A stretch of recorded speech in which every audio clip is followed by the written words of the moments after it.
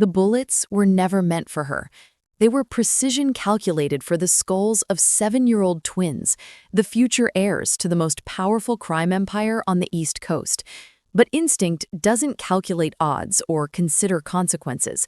When the silencer whispered its deadly promise, Lena didn't think about the trajectory, the territorial wars, or the fact that the man standing behind those children was Vincenzo Allo, a name that made grown men check over their shoulders. She just saw 2 kids who were about to die. She moved, and as her blood pooled on the polished marble floor of Palazzo Oro, she had no idea she had just altered the course of a criminal dynasty and cracked open a heart everyone swore was made of stone. The evening service at Palazzo Oro was an orchestrated symphony of crystal stemware, whispered orders, and the kind of money that walked through the door wearing Italian leather. For Lena Anthony, it was just another Friday where her feet screamed in sensible black flats, and her mother's latest hospital bill sat unopened in her purse. "Lena, party of 6 at table 9 needs their wine," Marcus, the floor manager, snapped, adjusting his designer tie. "And smile more, you're the first face our guests see." "Of course," Lena said, her tone professional despite the weight pressing down on her shoulders. She straightened her posture and grabbed the wine list, navigating through the maze of white-clothed tables. The restaurant catered to old money and new power, but tonight something felt different. A tension hung in the air like the moment before lightning strikes. The regular chatter had muted near the private alcove at the back, the section reserved for clients who didn't want their names in any reservation book. Lena approached table 7, the corner booth with a direct view of both entrances and an exit. It was occupied by a man who looked like violence in a bespoke suit, all sharp angles, controlled power, and eyes that could strip away lies. Vincenzo Allo. Even Lena, who deliberately avoided the news and refused to gossip with the other staff, knew exactly who he was. The business magazines called him a real estate mogul and venture capitalist. The whispered conversations in back alleys called him something else entirely. He was devastatingly handsome in that dangerous way.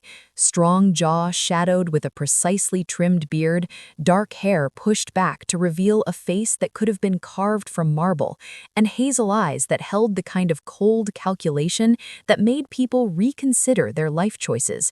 But tonight, the untouchable crime lord was playing a different role. Sitting across from him in matching navy blazers were 2 identical 7-year-old boys, Kai and Cruz. They squirmed in their seats, looking like miniature versions of their father but with none of his stillness. Their eyes still held the light that Vincenzo's had lost years ago. "You need to eat the fish, Kai. It's good for you," Vincenzo said, his voice a low rumble that carried authority even when discussing omega-3s. He clearly knew how to command a room full of armed men, but had absolutely no strategy for convincing a 7-year-old that seared branzino was better than pizza. "It's looking at me," Kai protested, pushing his plate away with a grimace. "Dead things shouldn't have eyes." "I want spaghetti," Cruz chimed in, crossing his small arms in perfect imitation of his father's intimidation posture. It would have been menacing if he wasn't missing a front tooth. "With the red sauce, not this fancy white stuff." "This is aglio e olio, Cruz. It's a classic preparation." Vincenzo stopped mid-sentence, pinching the bridge of his nose. The man who negotiated multi-million-dollar deals and ended disputes with a single phone call looked utterly defeated by pasta preferences. Now, before we dive into how an invisible hostess from Queens ended up reshaping the most dangerous family on the East Coast, I need your help proving something. My mother said I'd never reach 3,000 subscribers, that nobody wants stories like this. But I believe tales of sacrifice, redemption, and impossible love deserve to be heard. If you agree, hit subscribe right now and help me prove her wrong. Let's keep breathing life into stories that were never meant to stay silent. Now, let's continue. Lena's feet had stopped sending pain signals 2 hours ago. Now they just existed in a state of numb protest, trapped in the black kitten heels she'd bought 3 years ago when she first started at Palazzo Oro. The leather had cracked along the sides, carefully hidden with black marker she reapplied every Sunday night. Designer shoes were expected at an establishment like this, but designer prices weren't included in a hostess's salary. She stood at her podium near the entrance, spine straight, smile fixed, as another couple in clothes worth more than her monthly rent swept past her like she was part of the decor. The woman's perfume, something French and expensive, lingered in the air long after they'd been seated at table 14. "Good evening, welcome to Palazzo Oro," Lena said to the next arrivals, her voice warm despite the exhaustion creeping through her bones. A businessman and his wife, judging by the ring and the way they didn't touch. "Do you have a reservation?" They did. They always did. This wasn't the kind of place you walked into on a whim. As she guided them to their table, her phone buzzed in the pocket of her fitted black slacks. Her heart jumped. It always did now, and she fought the urge to check it immediately. "Nurse Catherine. She had a good afternoon, ate half her soup, asking about you." Relief flooded through her, followed immediately by guilt sharp enough to cut. Her mother was asking about her, and where was she? Smiling at strangers who would never remember her face, pouring water for people who had never known what it meant to choose between medication and groceries. Lena typed back quickly, "Tell her I love her. I'll be there tomorrow morning before my shift." She slipped the phone away just as Marcus turned, his eyes scanning the floor with the hyper-vigilance of a man whose bonus depended on perfection. "Lena, party of 8 just arrived, VIP treatment, and for God's sake, fix your hair. You look tired." She was tired. Tired in a way that sleep couldn't fix, but she smoothed back the strand that had escaped her neat bun, reapplied her smile, and returned to her post. The party of 8 would never know her name. They never did. In their world, she was just part of the ambiance, elegant, efficient, and utterly forgettable. That was fine. Invisible meant safe. Invisible meant she could keep her head down, collect her paycheck, and be there for the one person who had never treated her like she didn't matter. At least, that's what she thought before everything changed. Vincenzo Allo had stood in the presence of federal prosecutors, rival syndicate leaders, and men holding guns to his head. He had never once felt his hands shake. Until now. The private surgical wing of Mount Sinai existed in a state of perpetual silence, funded by donations from families who needed doctors willing to ask no questions. The walls were the color of expensive mediocrity, taupe or beige, or whatever designers called it, and the leather chairs cost more than most people's cars. Vincenzo stood, because sitting felt like surrender. His Tom Ford suit, custom-tailored in Milan, was ruined. Dark spots of dried blood, her blood, decorated the sleeve and lapel like grotesque embroidery. His men had offered him a change of clothes. He'd refused. Some stains you were meant to remember. Through the observation window, he could see the surgical team working. The monitors beeped in rhythm, proof that Lena Anthony's heart was still fighting even after her body had taken bullets meant for his. Vincenzo had built his empire on a simple principle. Everyone owed something, and everything had a price. He knew how to calculate worth down to the dollar, how to measure loyalty in blood, and betrayal in broken bones.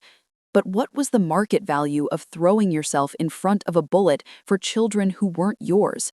What currency repaid a debt to someone who expected nothing in return? The surgeon emerged through the double doors, pulling off his surgical mask. Dr. Reeves was one of the best. Vincenzo made sure of that. He also made sure Dr. Reeves understood failure tonight would have consequences that extended beyond malpractice insurance. "She's stable," Dr. Reeves said, his voice carefully neutral. 2 bullets. One passed through her shoulder, clean exit. The other nicked her lung, but missed the pulmonary artery by millimeters. Another inch, and we'd be having a different conversation. "Will she recover?" Vincenzo's voice was steady, but his jaw was clenched so tight it ached. "Barring complications, yes. She's strong, stubborn even, unconscious. Her body's fighting like hell." After the surgeon emerged, Vincenzo finally sat down. He stared at his hands, hands that had signed death warrants, broken deals, and held his sons when nightmares woke them. Clean hands, manicured and smooth, hiding the violence they'd orchestrated. A hostess at an Italian restaurant had better survival instincts than his trained security detail. She'd seen the threat before his men did, moved before they could think, and positioned herself as a shield with nothing but flesh and bone against steel-jacketed rounds. Kai and Cruz were safe in the compound now, watched over by his most trusted guards. They kept asking for the lady with the nice smile. They didn't understand that the nice lady might die because she'd decided their lives mattered more than her own. Vincenzo Allo, a man who had never knelt for anyone, found himself hoping to a god he'd stopped believing in years ago. Just this once, let the universe be kind to someone who deserved it. Kai and Cruz hadn't spoken in 3 days.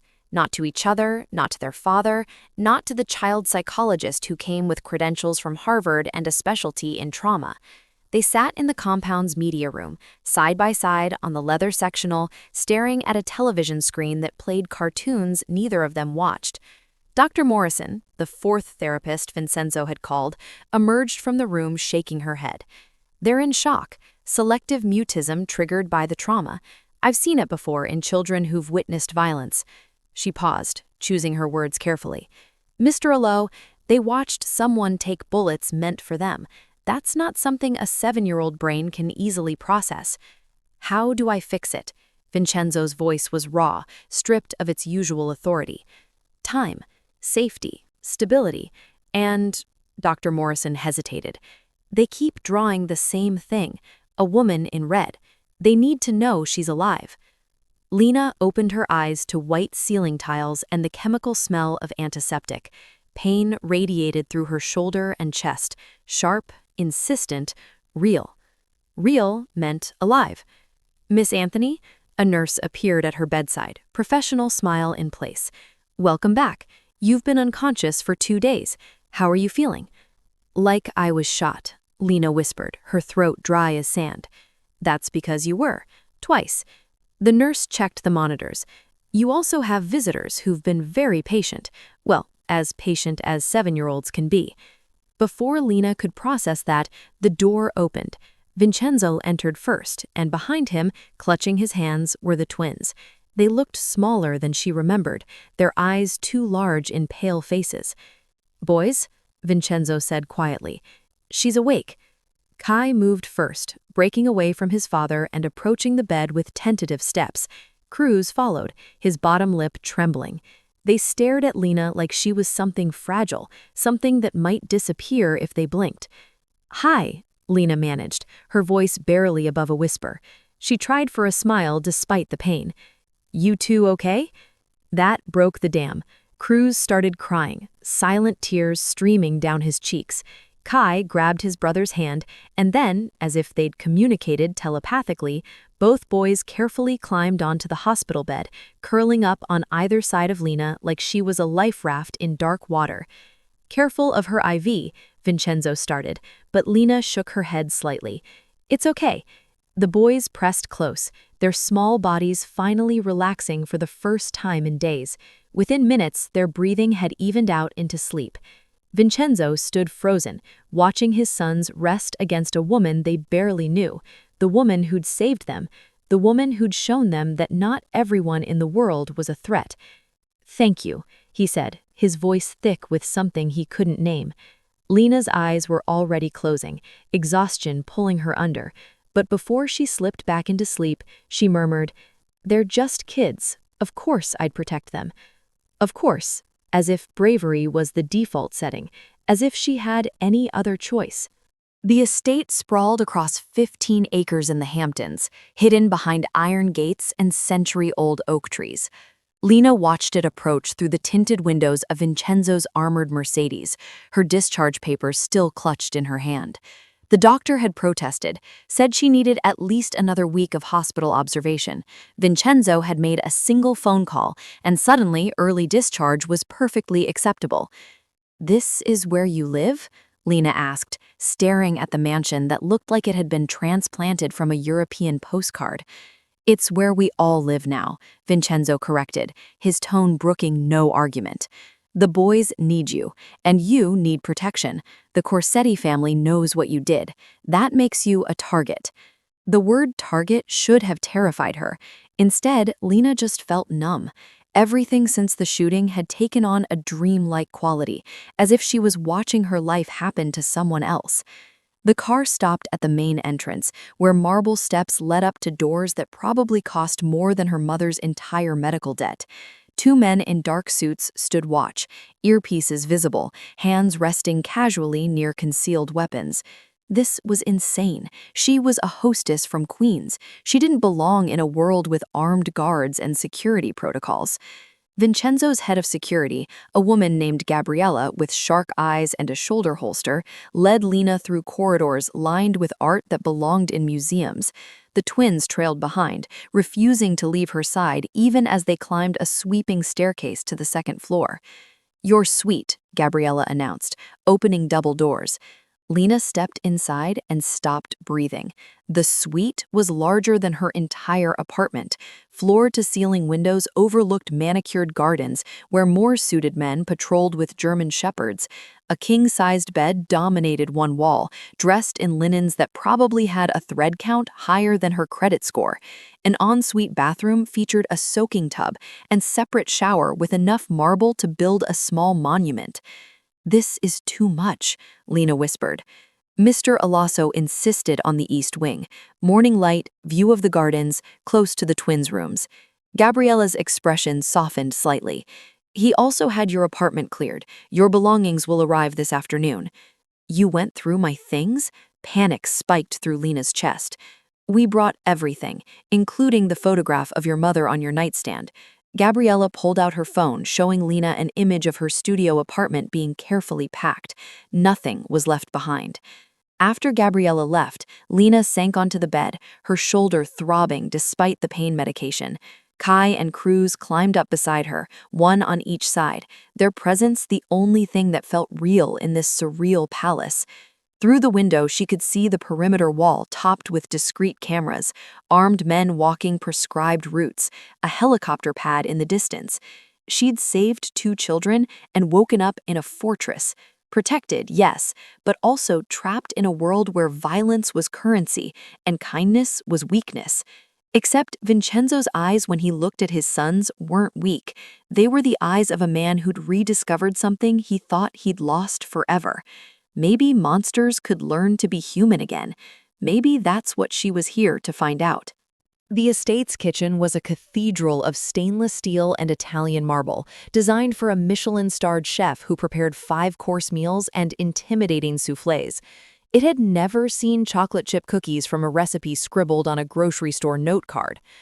"Miss Lena, are you certain about this?" Chef Antoine hovered nervously as Lena measured flour into a mixing bowl, her shoulders still stiff but healing. "I could prepare biscotti or perhaps amaretti." "We're making cookies," Lena said firmly, handing wooden spoons to Kai and Cruz, who were perched on stools at the massive island. "The messy, fun kind." The twins attacked the butter and sugar mixture with enthusiasm that sent puffs of sweetness into the air.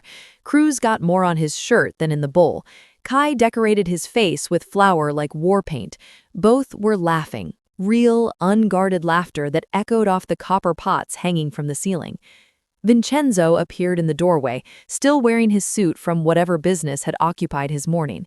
He stopped, taking in the scene, his sons covered in flour, Lena teaching them how to crack eggs without getting shells in the batter, Chef Antoine looking simultaneously horrified and charmed. "We're making cookies," Kai announced, waving his chocolate-covered spoon. "Want to help, Papa?" The word "Papa" in a context that had nothing to do with succession plans or security protocols seemed to short-circuit something in Vincenzo's brain. Later, while the cookies cooled, Lena spread out the twins' schoolwork across the kitchen table, another first for furniture that had only ever hosted formal dinner parties and tense business negotiations. "I hate fractions," Cruz grumbled, glaring at his math worksheet like it had personally offended him. "Fractions are just sharing," Lena explained, breaking a cookie into pieces. "See? One whole cookie. Now it's 1/2, 1/4. She demonstrated, making the twins giggle as she popped a quarter piece into her mouth. Vincenzo watched from the adjacent sitting area, laptop open but ignored. His sons were doing homework voluntarily, without threats or bribes, just because Lena made it feel like less of a punishment and more like a game. "Miss Lena," Kai said suddenly, his voice going quiet, "at school, the other kids don't want to play with us. They say our dad is scary." Lena set down her pen. "Your dad protects you. That's what fathers do. Being an ALO doesn't mean you have to be alone. It means you have each other. And now you have me." That evening, Vincenzo found Lena in the library, curled up in an armchair with a book she'd found about Italian gardens. Her eyes were drooping, exhaustion finally catching up. "You're good with them," he said, the words feeling inadequate. "They're good kids. They just need to be allowed to be kids." Lena looked up at him. "Your chef thinks I'm corrupting his kitchen. Your guards don't know what to make of cookie baking. But your sons laughed today, really laughed." "I heard." Vincenzo sat across from her. "I can't remember the last time this house felt like a home?" Lena finished. He nodded. The empire he'd built was made of fear and power, but this woman with flower in her hair and kindness in her eyes was building something else entirely, something that looked dangerously like a family. Something that looked dangerously like a family. Can you feel that fragile hope building? If this story is touching something in you right now, please smash that like button. It genuinely helps the channel grow and lets me keep bringing you stories like this. And if you're not subscribed yet, join the family. Hit subscribe and the bell icon so you never miss another episode of Mafia Romance Saga. Now, let me show you what happens when darkness comes for that fragile light. The call came at 2 in the morning. Vincenzo answered on the first ring, already calculating variables before his lieutenant Marco finished speaking. "The warehouse in Red Hook. It's gone. Burned to the foundation. Corsetti's signature. Gasoline and a message spray-painted on the wall." Marco's voice was tight with controlled rage. "It says the twins should have died." Vincenzo was out of bed and dressed in minutes, his mind shifting into the cold, tactical space where emotion became a liability. But when Lena's suite was past and he heard her peaceful breathing through the slightly open door, something in his chest constricted. The Corsettis weren't just attacking his business, they were declaring war on everything he'd tried to protect. By dawn, 3 more locations had been hit. A shipping facility in Brooklyn, a legitimate real estate office that fronted money laundering operations, a safe house in Queens where 2 of his men were sleeping. They'd made it out, but barely. Vincenzo's war room had become command central. Maps covered the table, phones rang constantly, and his inner circle gathered with faces carved from stone and exhaustion. "They're coordinated," Gabriella said, pointing to marked locations on the digital map. 6 strikes in 4 hours, all timed to maximize damage and minimize our response time. They have intelligence, good intelligence. "Someone's feeding them information," Marco added darkly. "Someone close." Vincenzo's jaw tightened. A traitor in his organization was the worst kind of cancer, one that spread from the inside out. His phone buzzed. Another text. Another loss.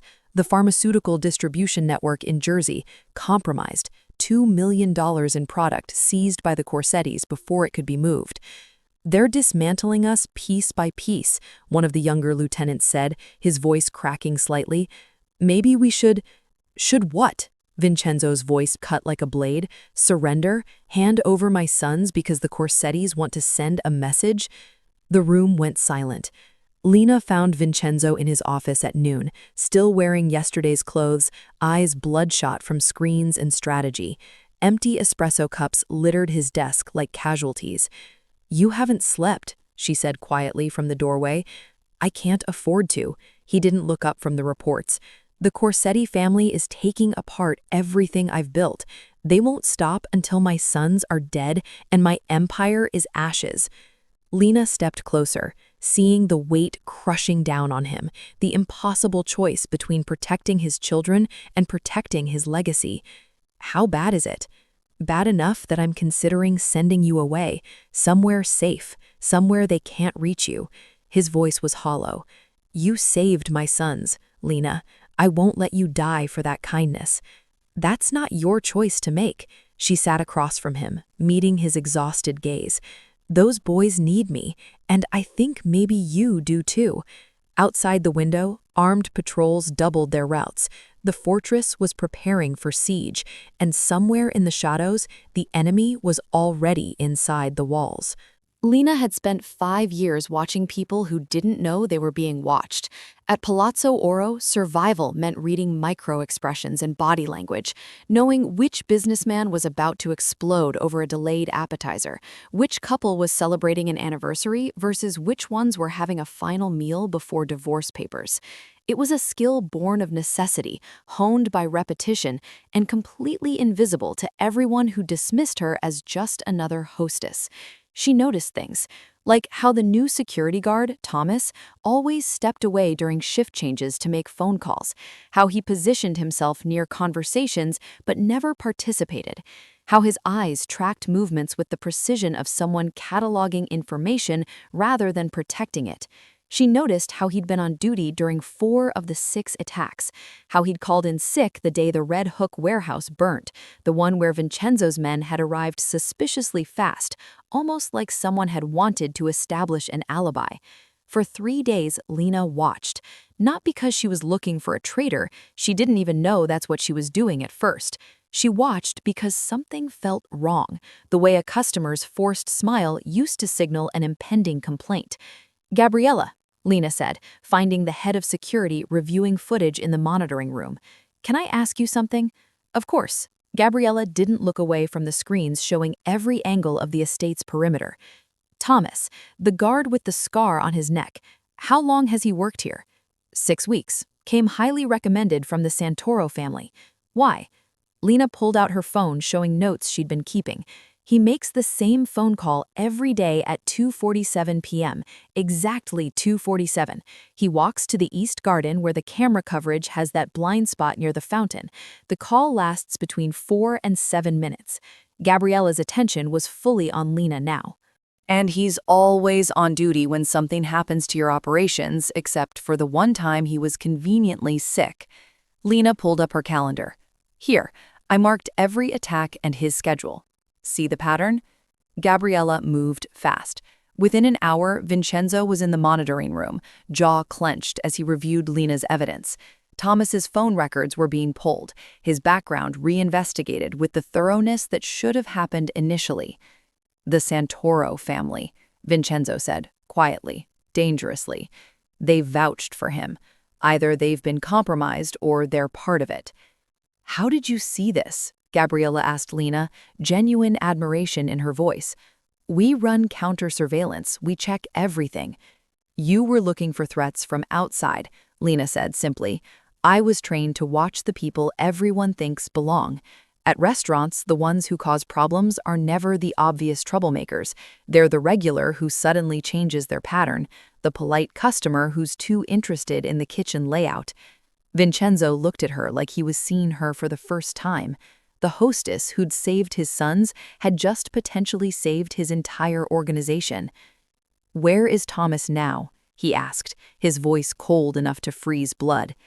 "East Patrol," Gabriella replied, already moving. "Sir, what are your orders?" Vincenzo's smile was the kind that made grown men pray. "Bring him to me and find out who he's really working for." The enemy had planted a serpent in paradise, but they'd forgotten that even angels learned to recognize devils. The explosion started at 3:17 a.m. Lena awoke to the sound of shattering glass and automatic gunfire, her heart already racing before her mind caught up. Through her window, she could see flames licking at the East Security Station. Men in black tactical gear poured over the walls like locusts, their muzzle flashes creating a deadly light show against the darkness. The Corsettis had come for the twins. Lena ran barefoot down the hallway, her shoulder protesting but adrenaline drowning out the pain. The twins' room. She had to reach the twins' room. Kai and Cruz were already awake, huddled together in matching pajamas, their eyes wide with terror. "Miss Lena," Cruz sobbed, reaching for her. "I've got you, both of you." She pulled them close, her mind racing. The main corridors would be compromised. Vincenzo's men would be fighting, but they were outnumbered. She'd counted at least 20 attackers from her window. The safe room was on the first floor, too far with hostiles already inside the house.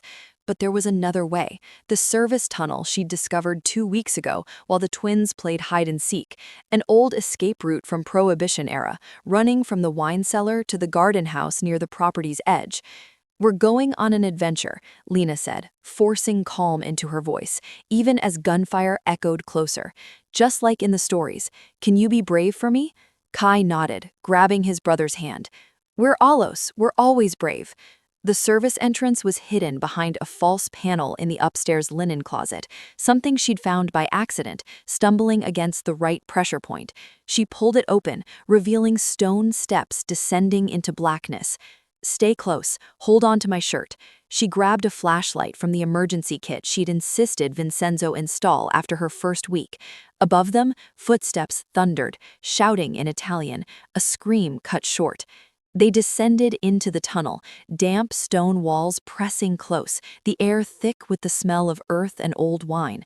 The twins didn't cry, they didn't complain, they just held on to Lena like she was the only solid thing in a collapsing world. Behind them, an explosion rocked the estate. Dust rained from the tunnel ceiling. "Keep moving," Lena urged, her voice steady, even though her hands shook. "We're almost there." They emerged in the garden house, a small structure overgrown with ivy. Through the windows, Lena could see the main house burning. Armed men swept through the grounds, hunting. Gabriella and Vincenzo's forces fought back, but the compound had become a war zone. Lena had no gun, no training, no way to fight the kind of men who'd come to murder children. But she had the twins pressed against her, breathing and alive. She had a phone in her pocket with Vincenzo's emergency number, and she had something those men would never understand, the absolute certainty that she would die before letting them touch these boys. She dialed, her voice low. "Vincenzo, we're in the garden house. The twins are safe." His response was ragged with relief and rage. "Stay hidden. I'm coming." Outside, a figure moved past the window. Lena pulled the twins behind a cabinet, covering their mouths gently. Her heart hammered against her ribs. She had no weapon but her body, no shield but her will, and somehow that had to be enough. 6 months had transformed the estate from a fortress under siege to something that almost resembled peace. The scars remained, bullet holes patched in marble, new security systems, a memorial garden for the 3 men who died defending the compound. But the Corsetti family had been dismantled, their leadership either imprisoned or dead. Thomas, the traitor, had sung like a canary before disappearing into witness protection with a new face and a lifetime of looking over his shoulder. Vincenzo had restructured everything. Legitimate businesses now formed the bulk of his empire, the criminal elements slowly being phased out or handed to trusted associates. He would never be a saint, but he'd stopped trying to be the devil. The afternoon sun painted gold across the estate's pond as Lena stood at its edge with Kai and Cruz, armed with bags of duck food and matching rubber boots. The twins had grown, taller, more confident, their nightmares fading to occasional shadows rather than nightly terrors. "That one's Bartholomew," Kai announced, pointing at a particularly fat mallard. "He's the king of the pond." "Kings should share," Cruz argued, tossing feed to the smaller ducks being bullied away. "Miss Lena says so." From the terrace, Vincenzo watched them. His suit had been traded for dark jeans and a rolled-sleeved shirt. His expression, once carved from ice, had softened into something almost peaceful. Lena looked up, catching his gaze, and left the twins to their duck diplomacy. She climbed the terrace steps, brushing breadcrumbs from her sundress, a far cry from the hostess uniform she'd worn the night everything changed. "You're staring again," she said, settling beside him. "I'm remembering," Vincenzo corrected. "The woman who took bullets for children she didn't know, the woman who found my traitor, the woman who led my sons through hell armed with nothing but a flashlight and faith. I was terrified every second. Courage isn't the absence of fear, it's doing what's right despite it." He took her hand, the gesture still slightly awkward, a man learning gentleness after decades of brutality. "You've rebuilt us, Lena, this family, me." She smiled, watching the twins laugh as Bartholomew chased after an extra-large piece of bread. "I learned something these past months. Men built from violence don't have to stay that way. They can be rebuilt by love, piece by piece. The greatest power isn't taking lives, it's giving someone a reason to live." "I love you," Vincenzo said, the words still foreign on his tongue but no less true. "I've restructured my empire, eliminated my enemies, and secured our future, but none of it matters compared to this. You, them, this moment." "Papa, Miss Lena," Kai called. "Come feed the ducks." Lena stood, pulling Vincenzo with her. "Come on, your kingdom awaits." From bullets in a restaurant to peace by a pond, from an invisible hostess to the woman who rebuilt a monster into a man. If this story moved you, if you felt Lena's courage, the twins' healing, Vincenzo's transformation, then you understand why I tell these stories. Subscribe if you haven't already, and share this with someone who needs to believe that even the darkest hearts can learn to love. Now, let me give you the ending this story deserves. They walked down together, leaving behind the man who'd ruled through fear to join the family built on something far more powerful. The twins grabbed their hands, creating a chain of 4 as they stood at the water's edge. Lena had entered a restaurant 6 months ago with nothing but debt and determination. She'd stepped between a gun and 2 children without thinking. Now she stood in a rebuilt paradise, surrounded by the family she'd saved and the man she'd transformed. The devil had learned to be human, the angel had learned she was never powerless, and together they'd built a kingdom where love was the only law that mattered.